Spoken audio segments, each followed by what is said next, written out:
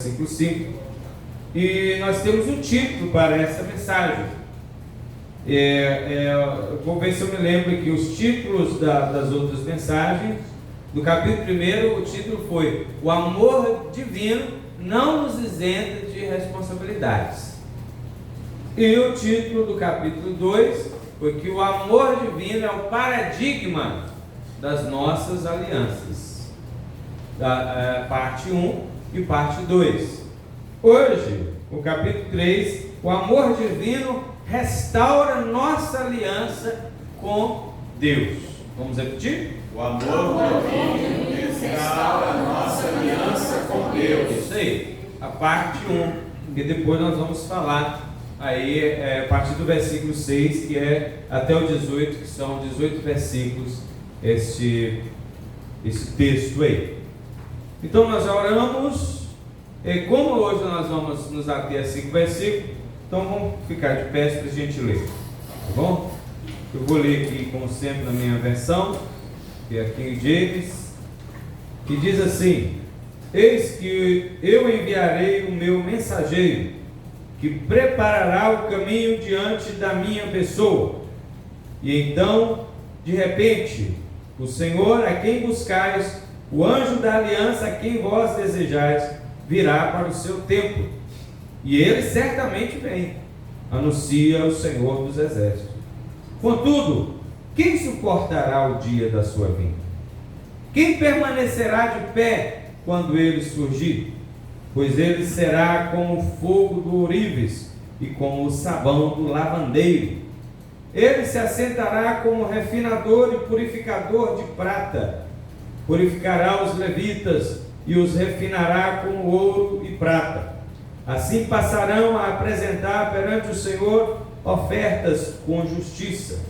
Então as ofertas de Judá e de Jerusalém serão agradáveis ao Senhor, como nos dias passados, como nos primeiros anos. Eis que virei a vós outros trazendo juízo. Muito em breve haverei de testemunhar contra os feiticeiros, contra os adúlteros, contra os que mentem e juram falsamente, e contra todos quantos exploram os trabalhadores em seus salários, que oprimem os órfãos e as viúvas, e privam os estrangeiros dos seus direitos, demonstrando total falta de temor e respeito à minha pessoa. Proclama o Senhor dos exércitos. Amém. Amém. Pode sentar, como eu disse, já orando. Quero agradecer a toda a igreja presente. Quero agradecer a irmã Conceição também, ao Jarley, que a gente estava com saudade dele também, a irmã Dilma, que estava viajando, mas graças a Deus chegou, está aí, bem, a todos os irmãos aqui, tá bom? Deus abençoe a todos vocês. Então, como eu disse aqui, o texto, o título: O amor de Deus restaura a nossa aliança com Ele. Então, chegamos, enfim, ao capítulo 3 do livro de Malaquias, que nos conduzirá a ver algo talvez inesperado, depois de tanta reprovação nos 2 capítulos anteriores. Quais foram as reprovações? No capítulo 1, Deus reprova as ofertas do povo. Os irmãos se lembram que eles levavam um animal roubado, levavam um animal doente, levavam um animal dilacerado, né? Reprova também as opiniões que o povo tinha sobre o amor de Deus por ele. Reprova também a atitude dos sacerdotes e líderes em receber das mãos deste povo estas ofertas desprezíveis, que mostravam como o povo não se importava com o culto e a adoração. Olha o tanto de coisa reprovada só no capítulo 1. As reprovações do capítulo 2 começam com os próprios sacerdotes e líderes despreparados para ministrar. Ministrando sem zelo e sem temor a Deus, acabaram sendo sentenciados com uma maldição. Bênção amaldiçoada. Lembra disso? Amém. A reprovação se estende à comunidade toda, que quebra alianças sem nenhum remorso. Quebra aliança com Deus ao se unir em matrimônio com pessoas que estão fora do âmbito da aliança. Nós falamos muito isso. Como que um jovem busca uma pessoa sem nada a ver, sem Deus, né? Nada a ver com Deus, para fazer uma aliança. E a quebra da aliança do próprio matrimônio, ao tratar o divórcio como uma porta de escape, tendo desconsideração pela responsabilidade conjugal. Então tudo isso nos levaria a pensar que o que aguarda o povo é um derramamento da ira de Deus sobre este povo, para exterminá-lo completamente. Mas eis que algo inesperado é dito. E o que é? A ira de Deus será sim derramada sobre o povo, mas é a ira de purificação. É uma ira misturada com amor, que vai fazer com que esse povo retorne às justas veredas. Amém, né, gente? Amém. Porque para começar, eu quero precisamos explicar que existe sim uma ira e um julgamento que extermina os impenitentes. Existe. Nós vamos falar disso, está no capítulo 4, aí vai ser o próximo capítulo. Não vamos falar agora. Por enquanto, vamos discorrer como Deus julga e trata com o seu povo. Pois este julgamento divino que aflige a alma do crente é para que ele seja reconduzido ao caminho santo. Como nós vemos aqui os primeiros 5 versículos, eles falarão disso. Então, como é que ele começa? Eu enviarei o meu mensageiro. Nós já citamos que o sacerdote, no capítulo 2, ele aparece como um mensageiro do Senhor, está lá no verso 7. O sacerdote, ele aparece lá como um mensageiro de Deus, aquele que nós dissemos que aquele sacerdote que se esmera na lei do Senhor, aquele a qual o povo recorre a ele porque ele tem instrução nos seus lábios. E agora a figura do mensageiro ressurge, mas é com uma conotação diferente. Não é o mesmo mensageiro do capítulo 2.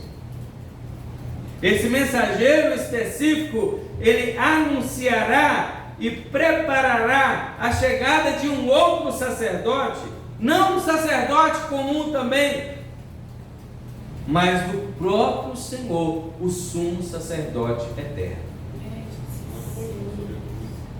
Antes que alguém fale, mas esse mensageiro é João Batista, que vai preparar o caminho de Jesus, que apareceria daí a 400 anos, eu quero dizer que eu sei disso, mas o nosso foco aqui não é profético, então a gente não vai falar de João Batista. O nosso foco aqui é ver que aquele povo contemporâneo de Malaquias passava por situações que coincidiam com as situações que nós passamos hoje. E qual foi a palavra que eles receberam do Senhor para solucionar aquelas situações, aqueles problemas, a fim de que nós também possamos ter direção e sermos solucionados nos problemas que nós enfrentamos. Como que nós podemos resolver essas coisas para nos aproximarmos diante do Senhor de uma maneira que Ele se agrade? Era essa a situação. Eu acabei de falar que a vinda do Senhor para a purificação do seu povo é acompanhada do seu amor. Mas eu não quero que a igreja presuma que o derramar o que eu vou chamar aqui de ira amorosa de Deus. Você ouviu falar nisso? Quem é pai aqui, mãe, sabe disso. E que já deu um couro no filho, sabe disso. E isso é uma ira amorosa que você tem pelo seu filho. Ira amorosa é aquela ira que você sabe que ele está agindo errado, mas que ele precisa ser reconduzido ao caminho. E é por amor. Você não derrama somente a ira sobre ele. É por amor para que ele seja reconduzido ao caminho. Então eu não quero que a igreja presuma que o derramar dessa ira amorosa de Deus não venha acompanhado de dores e perdas. Quem já foi afligido pelo Senhor aqui, sabe que não é um momento fácil. Inclusive o salmista do Salmo 119 nos diz lá que antes de ser afligido, andava errado. Mas agora, guardo a tua palavra. Acho que é o verso 69. E o verso 71 diz lá assim: foi-me bom ter passado pela aflição, para que eu aprendesse os teus decretos. Então Deus sabe onde Ele pega no nosso pé. Que não sejamos tolos e imaturos em relação ao amor de Deus. E esses assuntos do amor de Deus tem sido um grande tema na boca de quase todas as pessoas hoje em dia, tanto as cristãs quanto as que estão lá fora. Há uma ilusão pairando no ar de que o amor de Deus é tudo o que nós precisamos, é a única coisa que deveria ser comentada e vivida. Claro que eu não reprovo isso, mas nós sabemos muito bem o que as pessoas querem dizer com isso. Elas querem dizer com isso que não importa a maneira como se viva, o que se faz, já que Deus quer que todo mundo seja feliz. Nós já falamos sobre isso nas semanas passadas. No fim das contas, Ele irá olhar para você, Ele virá apenas para te acolher nos braços dele. E pronto, não importa nada mais. Afinal de contas, a única coisa que Jesus falou sobre o amor que Bíblia é essa que o pessoal está lendo? Dá para saber que ninguém está lendo Bíblia. Que amor inconsequente e irresponsável. Irmãos, o verso 1 aí então diz que de fato o Senhor vem. Aleluia. Diz também até uma coisa aí inusitada: o povo deseja a vinda dele, né? Leia aí na versão tradicional, por favor. Verso 1. Eis que eu envio o mensageiro que preparará o caminho diante de mim. De repente virá o seu tempo o Senhor, a quem vós buscais, o anjo da aliança, a quem vós desejais. Eis que ele vem, diz o Senhor. Olha aí, o povo até quer. O povo até está querendo que ele venha. Mas eu pergunto, será que o povo sabe o que está querendo? Será que o povo sabe o que está desejando? Não que ele não venha se não for desejado, não importa. Eu ouvi uma mensagem essa semana do pastor Cleilson, ele falando da parábola das minas, não é das irmãs não, tá? As parábolas das minas, falando, e diz lá a parábola que está dizendo assim, que aquelas pessoas não queriam aquele homem como rei. Não tem desse negócio. Ele é o rei, pronto, acabou. Não queremos que ele reine sobre nós. Não tem dessa. Ele é o rei e vai reinar, querendo ou não. Então as pessoas desejando, aqui sempre a gente fala, você querendo ou não, Jesus vai vir. Você achando bom, achando ruim, Jesus virá. Implantará o seu reino de justiça na terra. Aleluia. Você acreditando nisso ou não, Jesus voltará. Aleluia.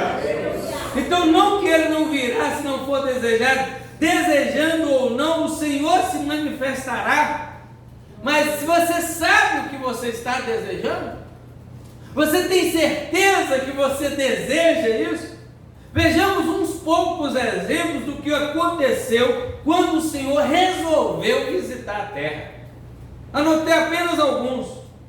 Uma vez, lá em Gênesis 11, estava aquele povo no vulco-vulco, vamos construir uma cidade, vamos ficar todo mundo aqui, todo mundo junto. Para que esse negócio de um longe, um para lá, outro para cá? E a Bíblia nos diz que o Senhor desceu para ver um intento das pessoas que construíam, e aquela torre chamada Babel, deu o nome depois de Babel. Qual foi o resultado da descida do Senhor? A linguagem da humanidade foi confundida. Eles não se entendiam e tiveram que separar. Tiveram que ir cada um para um canto. Alguns capítulos à frente, em Gênesis 18, 19, o Senhor desceu para ver se o pecado de Sodoma e Gomorra era tão assim como falava. Chegou a subir, o tititi foi tanto que chegou lá no céu. E Deus falou: que babado é esse? O capítulo 18, verso 20, verso 21, Deus fala: não, eu vim para ver o que está acontecendo, que chegou lá nos meus ouvidos. E o que aconteceu, irmãos? Que Deus desceu, só isso, choveu fogo e enxofre sobre aquela cidade e as aldeias vizinhas, redondezas vizinhas, exterminando tudo e todos. Isso é o que aconteceu quando o Senhor desceu. Em outra ocasião, o povo saiu do Egito e chegou no Monte Sinai. O Senhor falou que ia descer sobre o monte, e o Senhor desceu. E o que aconteceu? O monte fumegava. Os israelitas ficaram aterrorizados. Irmãos amados, preste atenção. Você vai num lugar e o lugar começa a tremer. Começa a subir fumaça, fogo. Você vai ficar, glória a Deus? Eu duvido. Eu acho que algumas daquelas pessoas nem dormiram naquela noite.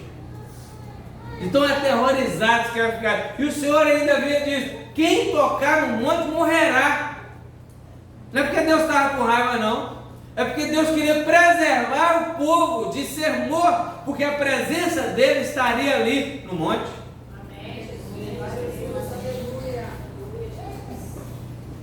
Aí alguns dizem: mas isso aí foi no Novo Testamento, ou no Antigo Testamento. Agora nós estamos na era da graça, as coisas mudaram, Deus é um Deus de amor, né? Então vamos para o Novo Testamento, e apenas um versículo, vamos ver o que esse versículo diz sobre Jesus. Lucas, capítulo 20, verso 18. Só esse versículo. Vamos ver o que diz sobre Jesus, tá? Vai falar aí de Jesus. Leia, por favor. Todo que cair sobre essa pedra ficará em pedaços, e aquele sobre quem ela cair ficará reduzido a pó. Então está aí. Jesus. Todo aquele que cair sobre essa pedra, ele é a pedra fundamental. Todo aquele que cair sobre essa pedra ficará reduzido a pedaços. E sobre quem ela cair, ficará reduzida a pó. E aí? É a época da graça. É a época do amor que as pessoas tanto pedem. Irmão, Jesus é o alicerce seguro. Ele é a pedra fundamental. Amém. E é isso que acontece para todos os que confessam o seu nome e edificam suas vidas nele. Ele os faz pedras vivas, segundo lá 1 Pedro capítulo 2, versículo. Vós sois pedras vivas, porque vocês estão alicerçados na pedra fundamental. Aleluia, glória a Deus. Serão como ele, estarão com ele, mas para aqueles que o rejeitam, ele se torna pedra de tropeço e de condenação eterna. Olha aí a época da graça. Olha aí no Novo Testamento para cá. E Amós capítulo 5, verso 18 a 20, já tinha previsto isso. Previsto e profetizado, melhor dizendo. Vamos ler lá. Estava falando sobre Jesus. Amós capítulo 5, verso 18 a 20, diz lá: vocês estão querendo o dia da vinda do Senhor? Para que vocês querem o dia do Senhor? Leia aí. Ai de vós que desejais o dia do Senhor. Para que desejais vós o dia do Senhor? É dia de trevas e não de luz, Como se um homem fugisse diante do leão e se encontrasse com ele o urso, ou como se entrando em casa, encostando a mão à parede, fosse mordido de uma cobra. Não será, pois, o dia do Senhor trevas e não luz? Não será completa escuridão, sem nenhuma claridade? Vocês estão querendo o dia do Senhor? Vocês sabem o que isso significa? Aí Jesus veio com a graça, né? A época da graça todo mundo fala. E olha o que nós vimos sobre Jesus. Essa profecia era sobre Jesus. Quão insensatos têm sido os homens em suas palavras.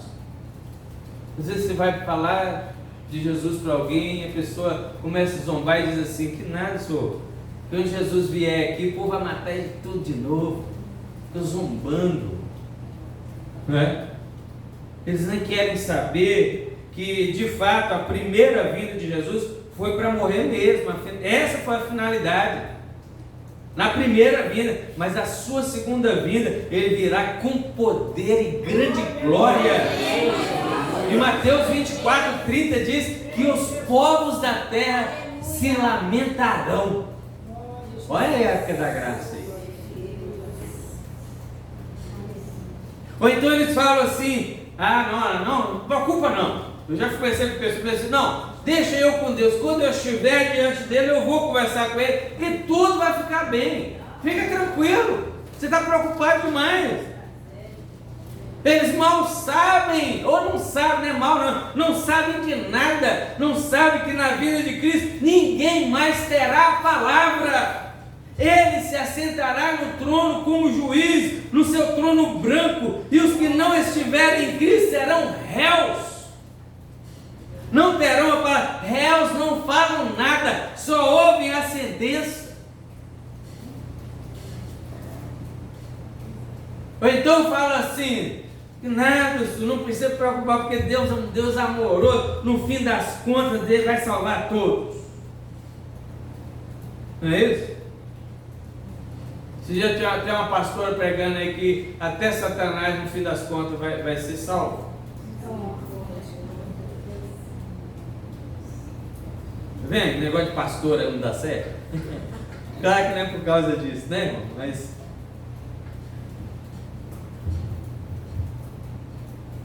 Senhor, essas e outras palavras são soltas ao vento, sem nenhum senso do seu significado. O contrário da expectativa é o que o texto nos diz. Olha o verso 2, como é que começa aí? Leia.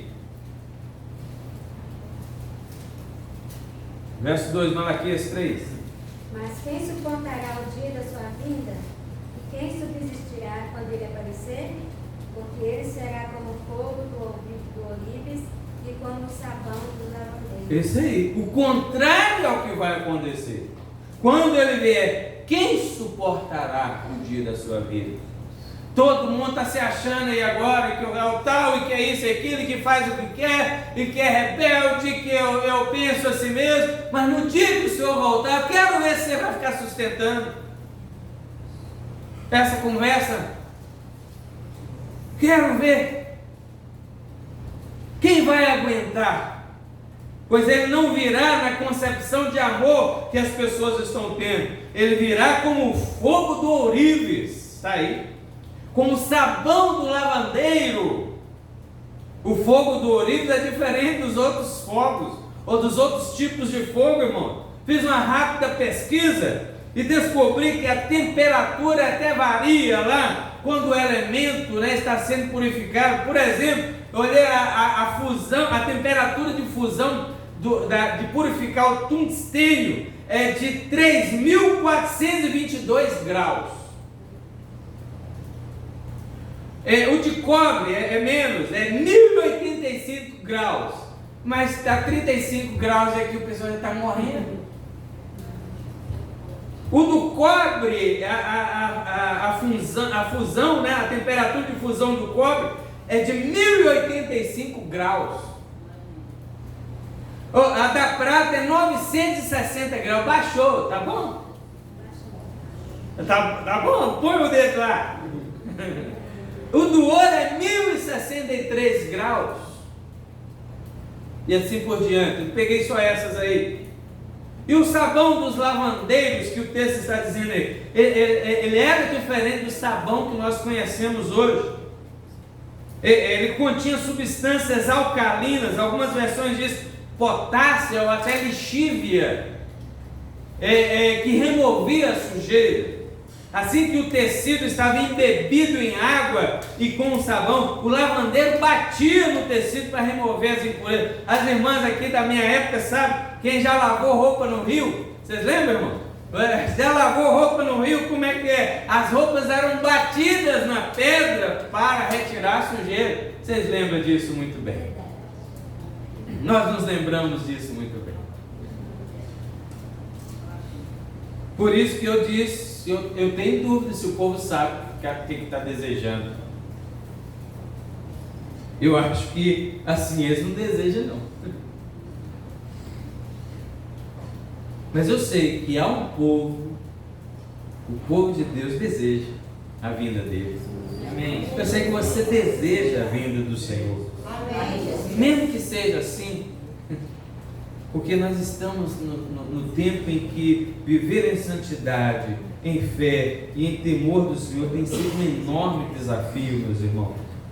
Nós desejamos a vinda do Senhor mesmo assim, porque nós sabemos que nós precisamos ser mais puros, mais limpos, mais santos, e nós estamos caminhando no caminho da perfeição e seremos perfeitos no dia em que Ele voltar.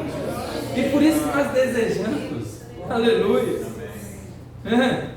Sem a perfeição ou sem essa limpeza, nós não poderemos nos apresentar diante do Senhor, e a conclusão da perfeição ocorrerá com a grandiosa manifestação do dia do Senhor. A igreja está passando por esse processo e ela será perfeita, ela será apresentada perfeita no dia do Senhor. Quem não está se preocupando com essas coisas, que ficará decepcionado com o dia da vinda dele. Mas a igreja do Senhor sabe, ela não é perfeita, mas ela quer ser perfeita, e no dia do Senhor essa perfeição será concretizada. Amém, Jesus. Isso porque há algo no texto que não podemos deixar de falar, e vem o verso 5. Eis que virei a vós outros, trazendo juízo. Muito em breve haverei de testemunhar contra os feiticeiros, contra os adúlteros, contra os que mentem e juram falsamente, contra todos quantos exploram os trabalhadores em seus salários, que oprimem os órfãos e as viúvas, privam os estrangeiros dos seus direitos. Aí eu marquei até na minha Bíblia, demonstrando total falta de temor e respeito à minha pessoa. Irmãos, eu achei melhor essa tradução, para a gente entender. Nós não podemos nos esquecer, nem deixar de considerar as implicações do pecado. Cada vez mais cresce o número de pessoas que dizem que ninguém tem nada a ver com a vida delas, ninguém tem nada a ver com a minha vida, eu faço o que eu quero, não estou nem aí para ninguém. Inclusive há slogans, né? Visto em camisa, adesivo no carro: Deus deu a vida para cada um cuidar da sua. Que é isso? Meu Deus! Cada vez mais as pessoas se convencem de que não tem de dar satisfação a ninguém. Mas eu digo isso sempre aqui, irmãos, eu vou repetir: nós não podemos nem devemos dar toda a satisfação para todas as pessoas, mas nós temos alguma satisfação a dar. Não toda, mas nenhuma também não. Porque o pecado cometido não apenas atinge o ofensor, mas afeta toda uma sociedade. Um malfeitor, por exemplo, um malfeitor que está lá numa prisão, está lá encarcerado, ele está lá porque trouxe prejuízo para os outros. E agora ele está sofrendo os prejuízos nele mesmo. Além disso, o sustento dele lá é garantido com o dinheiro que pagamos dos impostos. Afeta a sociedade. A penitenciária foi construída com esse dinheiro. A comida que ele come lá, o colchão que ele dorme, os atendimentos médicos e psicológicos que porventura possam ter lá, todos são pagos com dinheiro de toda a sociedade. Eu estou falando de pecados dessa natureza, mas há outros pecados de outra natureza que também atingem aos outros. Não é verdade quando eles dizem que desde que não esteja prejudicando ninguém, podem fazer o que quiserem. Não tem como o pecado não prejudicar a ninguém. Não existe. Como a gente diz, ele sempre irá atingir não apenas ao praticante e com reflexos aos que estão ao seu redor, mas muito pior do que isso. Acabamos de ler aqui, que eu grifei na minha Bíblia, demonstrando total falta de temor e respeito à minha pessoa, diz o Senhor dos Exércitos, proclama o Senhor dos Exércitos, foi traduzido assim aqui para mim. Então, muito pior do que isso, o pecado também agride a santidade de Deus. Eu achei melhor essa tradução. A santidade de Deus é um atributo divino pelo qual todos são chamados a zelar. Mas esses dias nós dissemos assim, irmão, soberanamente falando, Deus não é atingido por nada. Ele é Senhor. Ele é o tudo. E quando o homem peca, quem se prejudica é o homem. Soberanamente falando, é assim. Deus não vai morrer por causa do seu pecado. Deus não vai ficar, não, e agora? Não, ele não é atingido nem nada. Mas nós estamos falando disso. Nós estamos falando da santidade de Deus. Deus não criou o homem para ele. E a resposta mais simples que eu posso dar para os irmãos entenderem como o pecado afeta Deus. Presta atenção. Vamos dar um exemplo nosso. Se por acaso você presencia um assassinato, que Deus nos livre disso, como você vai se sentir?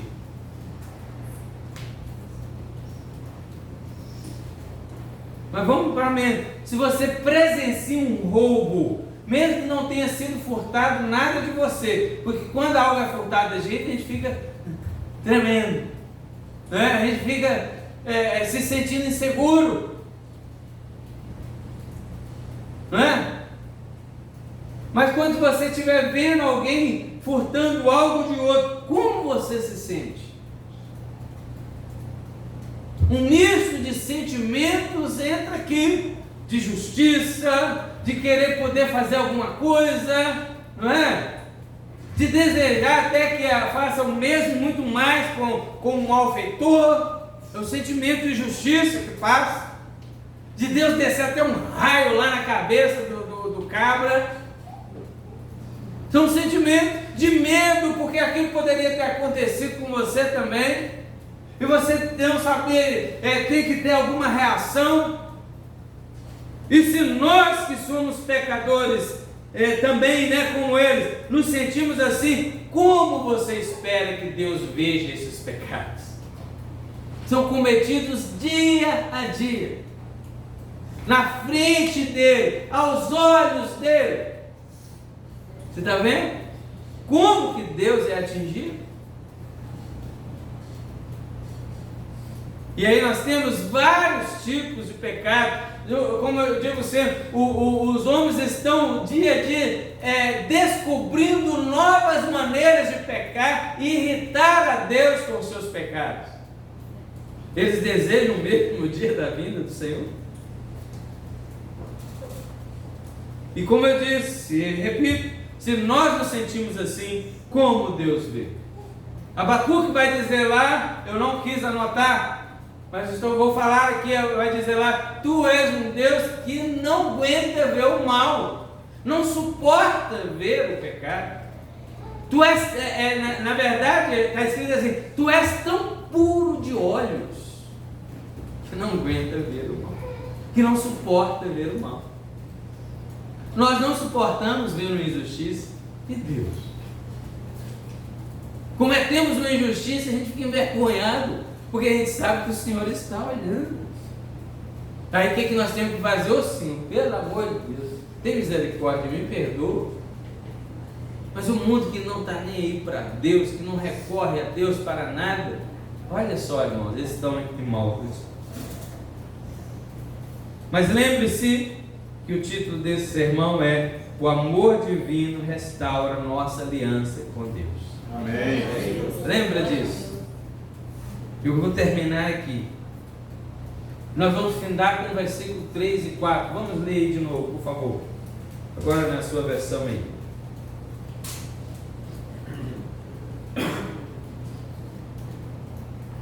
Assentar-se-á como derredor e purificador de prata. Purificará os filhos de Levi e os refinará como ouro e como prata. Eles trarão ao Senhor justas ofertas. Então a oferta de Judá e de Jerusalém será agradável ao Senhor, como nos dias antigos e como nos primeiros anos. Aleluia. Nós vamos terminar com esses 2 versículos. Glória Talvez a Deus. tenhamos ficado atônitos ao saber do derramar da ira de Deus, que eu acabei de falar. E acho que devíamos ficar mesmo. Devemos ficar mesmo, pois nos ajudará a ver como está a nossa vida espiritual. Porque é fácil, meus irmãos. Vocês estão entendendo? Amém. Eu nem perguntei isso antes. Amém. Vocês estão entendendo mesmo? Amém. Porque é muito fácil pensarmos que é o mundo que precisa da obra de Cristo, já que o mundo está soterrado nos seus pecados. É muito fácil para nós, porque nós estamos aqui. Mas analise direito se os pecados que antes só víamos no mundo não estão ocorrendo também na igreja, descaradamente e sendo até considerado como algo normal. Misericórdia. Como o Senhor deixará isso assim, irmão? Não tem jeito. O povo de Deus também será julgado, precisa de ser julgado, porque ele precisa de ser purificado. O apóstolo Pedro, na sua primeira carta, capítulo 4, verso 17, ele fala isso. A primeira frase lá é: o julgamento começa na casa de Deus. O povo de Deus precisa ser purificado. Em nosso meio tem havido um crescimento da maldade, do ódio, da calúnia, do adultério, da sensualidade, da desonestidade. Há um descontentamento pelo culto agora, pela adoração. Não estamos mais conseguindo fazer a aplicação da nossa vida do versículo 1 lá do Salmo 122. Como é que diz o Salmo 122, 1? Alegrei-me quando me disseram o quê? Vamos à casa do Senhor. Não estamos vendo isso mais. Cadê a alegria de estar na casa do Senhor? Pelo contrário, se antes, a esta hora, por exemplo, sábado e domingo, os bares, lanchonetes, casas de shows eram cheias de incrédulos e as igrejas eram cheias de crentes, hoje, pelo menos você vai lá agora nos bares, nas lanchonetes, pelo menos metade das pessoas que estão ali se declaram cristãs e a frequência aos cultos na igreja estão diminuindo. Há uma nítida falta de alegria do Espírito Santo quando nos reunimos no culto. Olha como que a igreja não tem que ser purificada. Não tem jeito. O povo de Deus foi chamado para ter uma conduta marcantemente diferente, e como não está tendo, o Senhor terá que purificá-lo. É lamentável que a pregação contra o pecado, que deveria ser direcionada ao mundo, está sendo direcionada agora ao povo de Deus, nesses tempos. O modernismo da igreja, que todos os dias eu não vou cansar de falar aqui, o modernismo de culto disso, culto daquilo, culto de beijo, culto de abraço, culto de pet, culto de...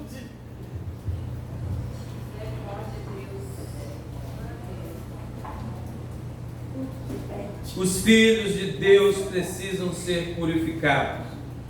A minha versão aqui diz: ele se assentará como refinador. O Senhor se assentará como refinador. Aleluia.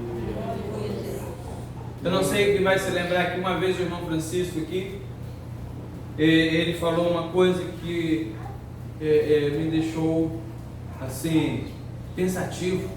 Ele falou que uma época que ele trabalhou lá com ourives,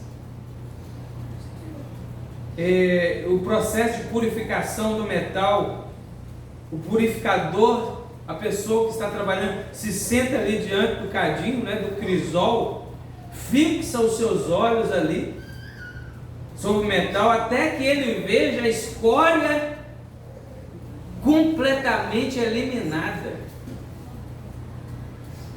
E como é que ele sabe? Como ele vê? Não sei quem vai se lembrar disso. Ele falando aqui, talvez seja na escola dominical, então a maioria não ouviu. Como ele vê isso? Quando a imagem dele é refletida lá, igual como se fosse no espelho. E eu fui ler e é isso mesmo. Na hora que eu estava pesquisando isso, lembrei que o irmão Francisco falou isso. A imagem da pessoa, o negócio fica tão puro, tão limpo, que a imagem reflete como se fosse no espelho. Irmão, pensa lá em Romanos 8, 29. Pensa, lê lá e vamos pensar em Romanos 8, 29. Rapidinho aí. Porquanto aos que de antemão conheceu, também os predestinou para serem conformes à imagem de seu Filho, a fim de que ele seja o primogênito entre muitos irmãos. Vai ser igual à imagem de quem? Jesus. Então Deus se assenta e vê você: ai, tá doendo, Senhor, eu vou matar. E Deus diz: ih, ainda não tá bom, tem uma impureza ali. Eu vou quebrar o pescocinho. Ih, tem uma impureza aí, Deus está sentado. Ele nem fala, ele está só pensando: tem impureza, ele está pensando, tá? Tem impureza ali. Tá doendo, eu estou com raiva, eu vou fazer isso, vou fazer aquilo. E Deus está lá. Aí depois a imagem de Jesus começa a aparecer lá. Aí você está ficando bom. Aí você está ficando bom. A imagem do Filho de Deus. Então vai doer, irmão. Precisa doer. Aleluia. Aleluia. Pouco tempo conversei com o irmão que Deus tirou, foi o filho. Está doendo. Eu nem me imagino nessa situação, mas sei que muitas pessoas passaram por isso, estão passando, vão passar.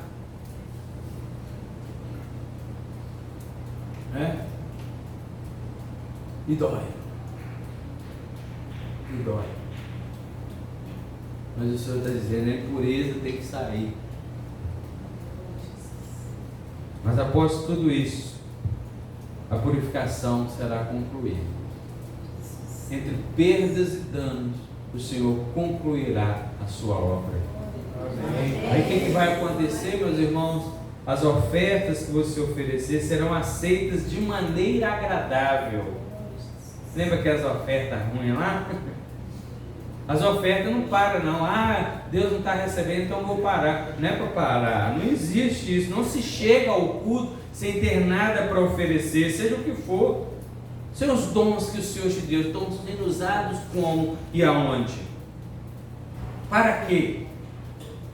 As orações, o culto, a adoração, seja o que for, as ofertas de modo geral, aquele animal dilacerado, roubado, doente, que o pessoal oferecia, agora o Senhor está dizendo aqui no verso 4: então as ofertas de Judá e de Jerusalém serão agradáveis de novo. A bênção virá agora. De que forma os recursos que o Senhor tem te abençoado têm sido utilizados? Enfim, como sua vida tem glorificado a Deus? após a purificação, é assim, tudo isso será aceito para o deleite de Deus. Deus vai se alegrar. Deus vai se alegrar com a sua oferta, como Ele se alegrou com a oferta de Abel, que a gente falou na semana passada. Ele não vai fazer como fez com Caim. Ele falou, não é assim, Caim. Deus nem brigou com ele, falou, não é assim, Caim. Mas Caim já levou para o extremo. É assim, Caim, como seu irmão. Então, todas aquelas bênçãos que falamos no sermão anterior serão derramadas sobre a sua vida. Amém. Como eu disse, tem gente que tem dinheiro, muito dinheiro, mas não tem a bênção de Deus sobre o dinheiro dele. Tem gente que tem bens, muitos bens, mas não tem a bênção de Deus sobre os seus bens. Tem gente aqui que não tem dinheiro direito, tem pouco dinheiro, mas tem prosperidade. Amém. Ter dinheiro é diferente de ser próspero, irmãos. A gente já falou sobre isso. Amém? Amém. Isso que eu queria falar por hoje. Glória a Deus. Conforme eu procurei deixar claro, o Senhor virá. Amém? Para o seu povo, o Senhor virá a juízo com a intenção de purificar e restaurar. Por quê? Até o propósito do ourives. Qual que é o propósito do ourives? Destruir, purificar. Então dê glória a Deus se você estiver sendo purificado. Aleluia. Vem com fogo, ele vem com fogo. A única forma de destruir a escória e purificar o ouro e a prata é com fogo. Um ourives não se assentaria e perderia o seu tempo em depurar algo imprestável. Olha para o seu irmão, você presta, né? Você está vendo que você presta? Fala isso. Você está vendo que você presta? Então ele se assentará assim, como diz o verso 3, e lançará o seu fogo, até que veja refletido no cadinho a imagem dele, a imagem do seu filho. Tínhamos falado sobre a situação de Caim e a oferta dele. Aqui está nos dizendo que Deus irá restaurar tanto o ofertante quanto a oferta. Não vai haver mais oferta roubada, não vai haver mais oferta doente, oferta defeituosa, mas uma oferta que será agradável ao Senhor. Amém? Então fique de pé. E a gente vai cantar diferente. Eu sei que é um hino, uma música bem